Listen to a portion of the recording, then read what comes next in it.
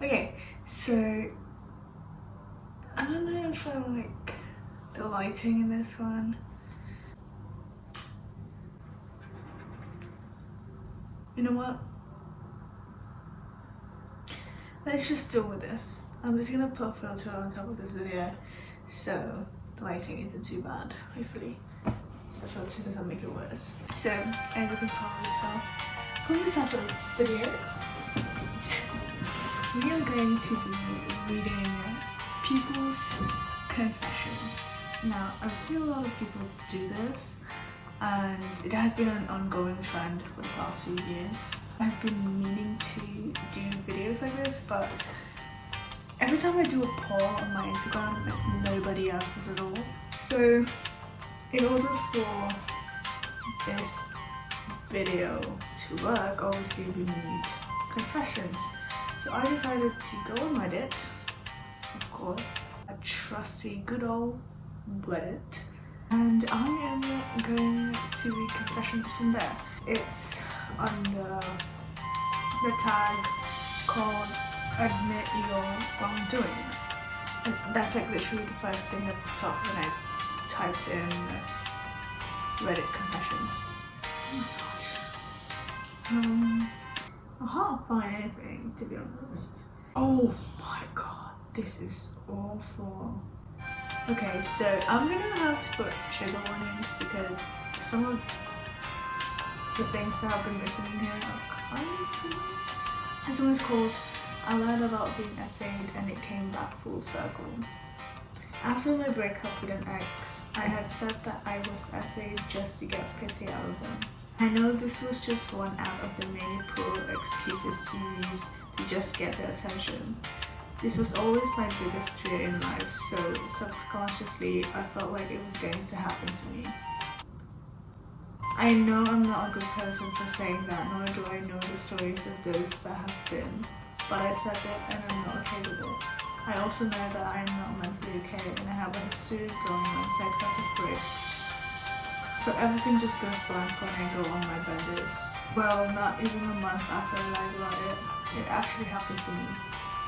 Oh my gosh, I am so sorry. I am a firm believer of whatever you put out into the universe, you receive it back. And this one just proved my point. I've never felt more disgusted before in my entire life. Maybe this is my karma, and it's something I have to accept. I just hate that I have to get around the fact that I did something that makes me feel and look so ugly all around. I know thinking about it can't prevent it from happening. It's just something I'll never be okay with for as long as I live. And I apologize to those that have gotten essayed. I hope I can find peace and forgiveness with myself in this event. Damn. So I'm reading the comments and one of them said, "You lied, and now when it really has happened, no one will believe you. I don't believe you. I do believe you should be in prison. You could have, or did you, destroyed your ex's life with a false accusation. Either or similar. F you." Let's look for more.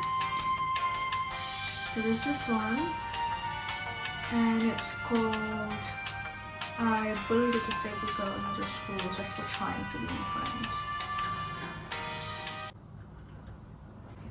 Okay, let's see what she has to say, or they have to say about this. So in middle school, there was a girl in my class who was mostly delayed, but still very functioning. I'm not sure exactly what her condition was, but she had trouble talking and it was hard to understand. She tried to make friends, but most people avoided her. She often tried to engage with me because we shared the same name. One time she followed me into the girls' room after lunch and showed me some sparkly new pens that her mom bought her. In that moment I was so annoyed by her. I took her pens and threw them into one of the toilets and walked out while she stood there crying. She never told them me and I never confessed this until now. Okay, I really thought that this concept or this topic is interesting, but I just feel annoyed reading this type of confessions, especially the bullying bit, and I just couldn't bear reading them, especially as someone who was bullied in middle school, so I don't like reading things about that. Like, it's just, and like, I know they feel bad, but I also want to add that somebody's history doesn't define a person. You know, I do believe that a person have a chance to grow and change themselves. Of course, unless you're a serial killer, so then probably not. It's not as interesting as I thought it was going to be. I feel like it would be a lot more interesting if it came from, like, I actually ask people to leave their confessions instead of like going on a Reddit community or tag. Now, I am going to look at scary stories that were posted by people on Reddit. There's so many, sorry, you can't see my eyes. There's so many weird stuff that have been posted on Reddit, so I'm going to read it. Let me just fix it.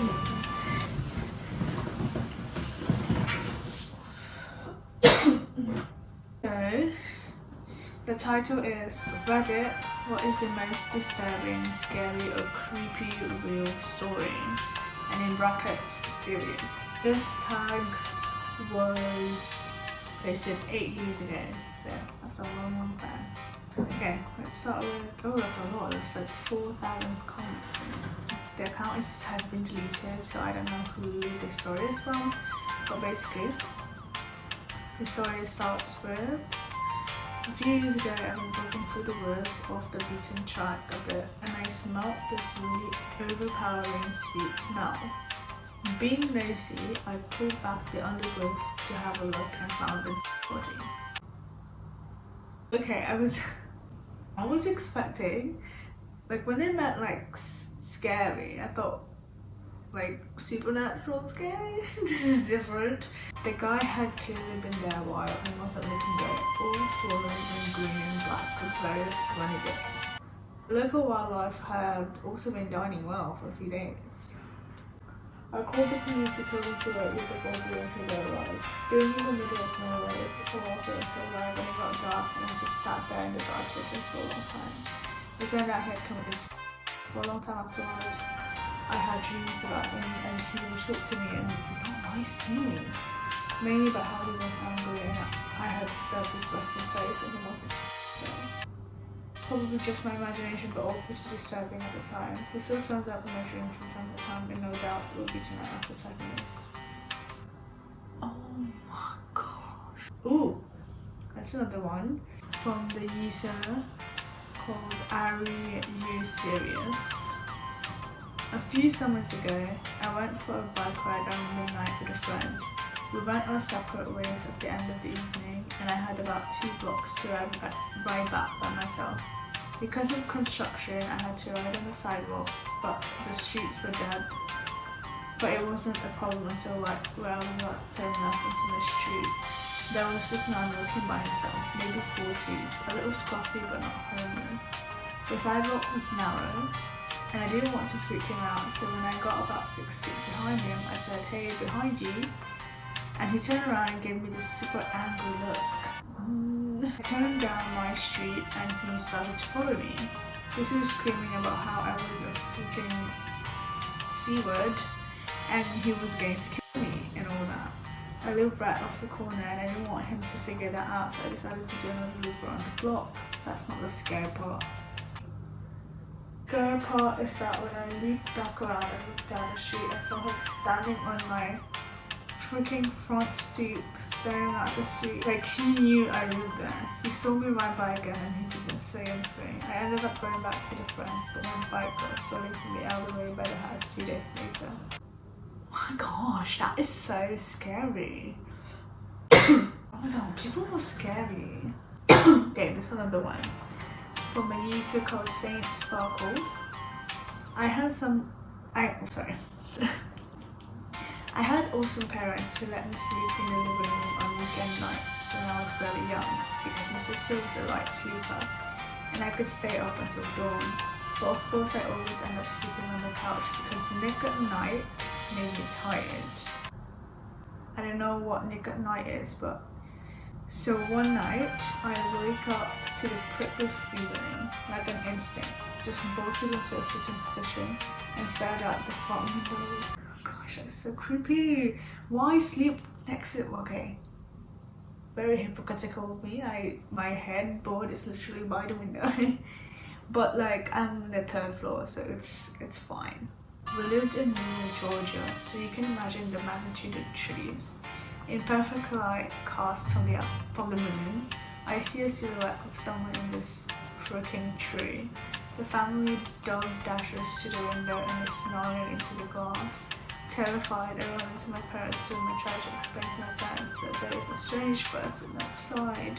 Dad grabs something defensive and darts outside with the dogs to beat the wax off the hot head. I tremble in Nana's arms until Dad comes home and says it's on no one and to go to bed. I decided to sleep in my regular room. I feel in my sister ain't a sort happened. Dad is making regular rounds in the house with a cup of coffee. We're all still and I finally think I can sleep. Nope. I notice the man outside my window. From what I can see in the moonlight, gives me a shush signal and runs away. Just turns around to run a straight line away. That's what I could. Oh my gosh. That is so creepy. That is so creepy. That is genuinely so creepy. I prefer like my own company, you know. I'm not against spending time with other people. Like I do love to spend time with people as well. But at the end of the day, I feel like I really enjoy my company. I don't have any problem like just being by myself. But just come to think of it in the future when like I have my own place or something, and like things like this, it's like really inevitable. Like I'm not saying I want it to happen, but like it could. I think I need to start taking karate lessons or like martial arts. Actually, it's a good idea. Yeah, I hope you guys enjoyed this video and I hope it isn't too boring. Let me know if you actually enjoy this type of videos where like I read confessions on like off the internet. It's kind of fun, but this is going to be a pain in the ass to edit. But I'll see you guys next Sunday.